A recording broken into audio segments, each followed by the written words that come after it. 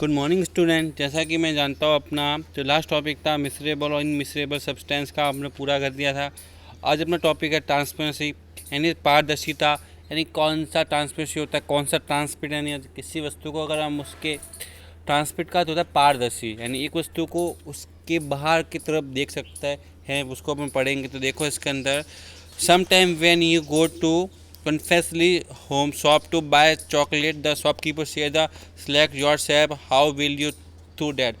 जब आप किसी शॉप के दुकान पे जाते हो तो आप एक चॉकलेट को खाने को कहते हो, तो उससे चॉकलेट खरीदते हो तो आप अपने हिसाब से चॉकलेट को ख़रीदते हो। मतलब आपको जो पसंद है वो आप चॉकलेट को आप वहाँ से लेते हो। लेकिन आपको कैसे पता चला कि भाई कौन सी चॉकलेट अच्छी है कौन सी बुरी है? तो आपको उसको एक बकेट होता है, उसके अंदर आपको अंदर से चॉकलेट दिखती है कि ये पल्स है कि ये इक्लर्स है, तो उसको आप अपने हिसाब से उसको देखते हो। लेकिन उसमें से क्या होता है, वो एक बकेट में होती है चॉकलेट, ऐसे गिरी हुई तो होती नहीं है। तो बकेट से आप उसको देखते हो कि भाई वो कौन सी चॉकलेट अच्छी है कौन सी बुरी है। तो उसको देख के आप अपने हिसाब से चॉकलेट मांगने की कोशिश करते हो। तो जो बकेट होता है जिसके अंदर चॉकलेट भरी हुई होती है वो ट्रांसपेरेंसी होता है, मतलब बकेट के अंदर चॉकलेट होती है लेकिन आपको दिखती भी है ना, उसे हम ट्रांसपेरेंसी कह सकते हैं। You just watch the fill chocolate outside and tell you which chocolate you want. आप उस चॉकलेट को बाहर से देखते हो और बोलते हो कि हमको कौन सी चॉकलेट चाहिए। आगे देखो, तो इसमें देखो इसके हिसाब से अपन तीन चीज़ को क्लासीफाई कर सकते हैं। You didn't open this jar and give it you choice because you can see the through jar is transparent. आप बिना इस बकेट को छुए और बोल सकते हो कि मुझे ये चॉकलेट चाहिए, क्योंकि वो क्या होता है, ट्रांसपेरेंट होता है, पारदर्शी होता है, उसको अपन आर पार दे सकते हैं, उसे बोलते हैं transparent. So object through which your can see clearly are called the transparent. ऐसे ऑब्जेक्ट जिसमें हम उसको पूरा साफ देख सकते हैं उसे ट्रांसपेरेंट कहते हैं। और we can say that the materials which allow light to pass through the transparent. या ऐसे भी कहा जा सकता है कि किसी भी ऑब्जेक्ट में से अगर लाइट फॉलो कर सकती है, अगर लाइट उसमें से बाहर आ सकती है तो उसे हम ट्रांसपेरेंट कहते हैं। आगे अपन इसके एग्जाम्पल को भी डिस्कस करेंगे। तो देखो, you have glass door and Windows in your house. आपने अपने घर पे खिड़की और दरवाजों को देखा हुआ है, वो जिसके अंदर कांच लगा हुआ होता है। See through them oh for some doors you can see through and for others you can not see clearly. आपने कुछ डोर्स ऐसे भी देखे हो जिसके अंदर हमको साफ दिखाई नहीं देता है। और the one through which you can not see clearly, ऐसा दरवाजे जिस दरवाज़ों को अगर बंद कर देते हैं हमको बाहर की चीज़ें नहीं दिखाई देती है, तो उसे हम कहते हैं ट्रांसक्यूलेट यानी अपारदर्शी। यानी ऐसी वस्तु जिसको अपन आर पार नहीं देख सकते उसको कहते हैं ट्रांसक्यूलेट।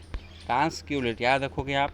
Put your hands in your eyes and try to see. अपने आँख पर अपने हाथ रखो और देखने की कोशिश करो, आपको दिखाई नहीं देगा। बिकॉज क्योंकि यूर हैंड्स हैव ऑक्यूपी, क्योंकि आपके जो हाथ है वो ऑक्यूपी है, अपारदर्शी है।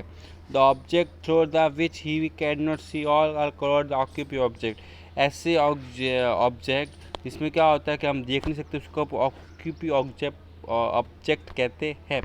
तो देखो, पहला था ट्रांसपेरेंट, मतलब जिसको आर पार देख सकते हैं। ट्रांसक्यूलेट का अर्थ होता है जिसको थोड़ा बहुत आगे आर पार देख सकते हो। ऑक्यूपी मतलब बिल्कुल अपने आर पार नहीं देख सकते, उसे कहते हैं अपन ऑक्यूपी ऑब्जेक्ट। ठीक है, तो देखो एक टेबल बनाई हुई है आपको, ये आपको होमवर्क भी होगा, तो याद रखना ये आपका होमवर्क होगा। तो ट्रांसपेरेंट ऑब्जेक्ट, ट्रांसक्यूलेट ऑब्जेक्ट और ऑक्यूपी ऑब्जेक्ट में क्या डिफरेंस हो सकता है?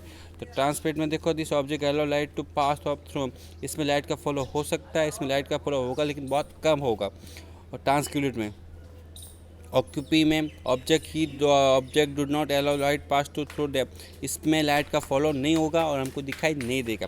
One can clearly see through this transparent object, one can, इसके ट्रांसपेरेंट ऑब्जेक्ट में हमको पूरा क्लियर दिखेगा कोई भी ऑब्जेक्ट, और इसमें थोड़ा सा धुंधला दिखेगा, बट थोड़ा सा धुंधला दिखेगा लेकिन दिखेगा जरूर ट्रांसक्यूलेट ऑब्जेक्ट में। ऑक्यूपी ऑब्जेक्ट में हमको कोई भी वस्तु बाहर की वस्तु हमको दिखाई नहीं देगी। Transparent object do not cast shadow because ये do not block light. Transparent में कोई शेडो बनेगी नहीं क्योंकि इसके हमको आर पास वस्तु दिखाई देती है। अगर लाइट का फॉलो होता है तो कभी भी शेडो बनेगा नहीं। Translucent object casts faint shadow as the block light partially, इसमें जो ऑब्जेक्ट होगा उसकी जो शेडो होगी वो हमको दिखाई देगी लेकिन बहुत कम दिखाई देगी। और ऑक्यूपी object cast dark shadow as the block light completely, और इसमें हमको कोई भी वस्तु की शेडो दिखाई नहीं देगी। तो देखो, ट्रांसपेरेंसी के अंदर तीन थे, ट्रांसपेरेंट, ट्रांसक्यूलेट और ऑक्यूपी। अगला था मैग्नीशियम चुंबकीय। तो हम जानते हैं कि कोई भी ऑब्जेक्ट होता है वो चुंबक को अट्रैक्शन या चुंबक उसको अपनी ओर अट्रैक्शन करता है। तो you just have a full the open the door, you refrigerator open, when you pull it out open you have apply some force to it. जब हम किसी अपने फ्रिज के डोर को खोलते हैं और उसको वापस बंद करते हैं तो हमको कुछ फोर्स लगाना पड़ता है। However, the gentle push the door makes the killing the body of refrigerator that happens because they are the small metallic substance fixed in the body for the refrigerator which throw the door towards it। इसमें क्या होता है कि अगर हम refrigerator के door को थोड़ा सा धक्का देते हैं तो वो चिपक जाता है उसके, क्योंकि उसके अंदर क्या होता है कि रेफ्रिजरेटर के डोर के अदर साइड के अंदर क्या होता है कि मैग्नेटिक चुंबक लगा हुआ होता है जो उसको अपनी अट्रैक्शन करता है and makes the shut easily. The substance is called the magnet, इसे हम चुंबक कहते हैं। Those substance which get attract the tubers to magnet are called the magnetic substance। ऐसे स्रोत ऐसे सब्सटेंस जो जो जिसको चुंबक अपनी ओर आकर्षित करते हैं उसे सब्सटेंस मैग्नेटिक सब्सटेंस कहते हैं। Based on this property we can classify various material into the two groups, magnetic and non magnetic, चुंबकीय और चुंबकीय। ऐसे ऑब्जेक्ट जो चुंबक अपनी ओर उसको आकर्षित करते हैं उसे चुंबकीय सब्सटेंस कहते हैं। ऐसे ऑब्जेक्ट जिसको चुंबक अपनी ओर आकर्षित नहीं करता उसको नॉन मैग्नेटिक चुंबक कहते हैं। ये आपने सबने पढ़ा हुआ भी होगा, बहुत बार मैंने आपको बताया हुआ भी है। Iron, steel, nickel and cobalt are magnetic substance as the get attracted towards to magnets. तो non magnetic substance are those which do not get attract towards and magnet. Plastic होता है वो नॉन मैग्नेट होता है और जो iron होता है वो क्या होता है, मैग्नेट होता है। Rubber, pen, wood are non magnetic substance. Rubber, paper और वुड लकड़ी जो होती है वो नॉन मैग्नेटिक होती है। लास्ट अपना जो इसका पॉइंट है वो लस्टर्स।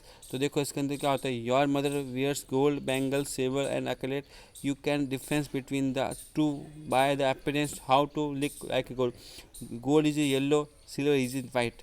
सोना होता है वो पीला होता है और सिल्वर क्या होता है, सफ़ेद।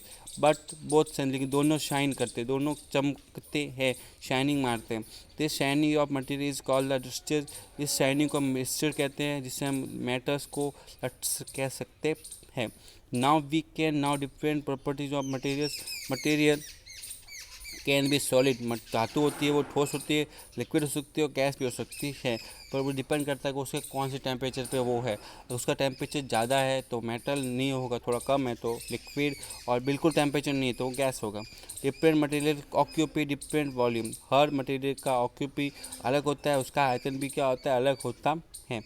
The may be smooth of rough, तो वो सब खुरदरा भी हो सकता है और सब स्मूथ भी हो सकता है। वो डिपेंड करता है कि वो जो मेटल है वो कैसा है, ठीक है। मे फ्लोट, वो तैर भी सकता है और डूब भी सकता है, क्योंकि उसकी डेंसिटी अगर ज़्यादा होगी वाटर से तो वो पानी में तैरेगा, और कम होगी ज़्यादा होगी तो पानी में डूबेगा और कम होगी तो पानी में तैरेगा। तो फ्लोट और सिंक भी कर सकता है।